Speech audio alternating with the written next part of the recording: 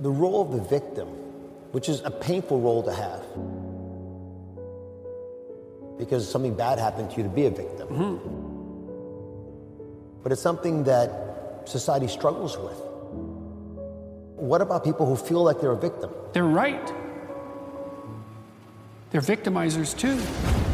Like, everybody is a strange mixture of victim and victimizer. Lots of terrible things happen to people that aren't justifiable in some sense. You know, well, illness strikes people randomly. I mean, not entirely randomly, obviously, but there's a large random element in it, where you're thrown into existence as a consequence of your birth.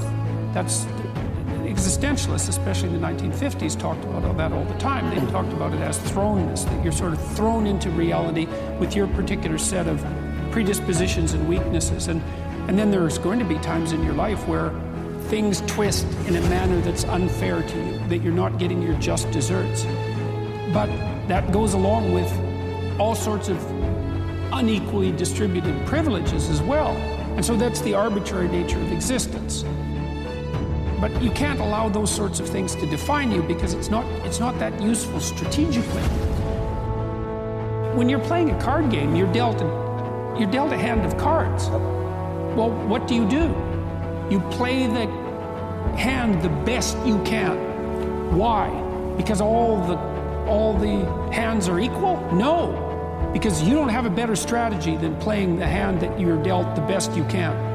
And that doesn't even mean it'll be a winning strategy.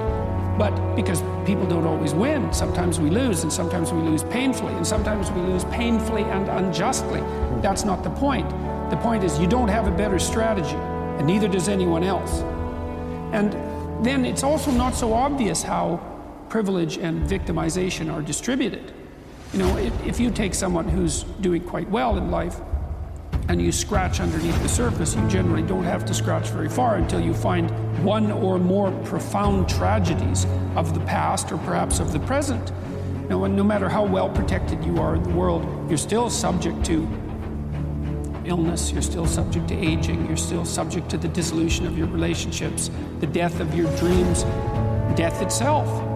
So vulnerability is built into the structure of existence. Now, if you start to regard yourself as a hapless victim, or even worse, an unfairly victimized victim, well, then things go very badly sideways for you. It's not a good strategy.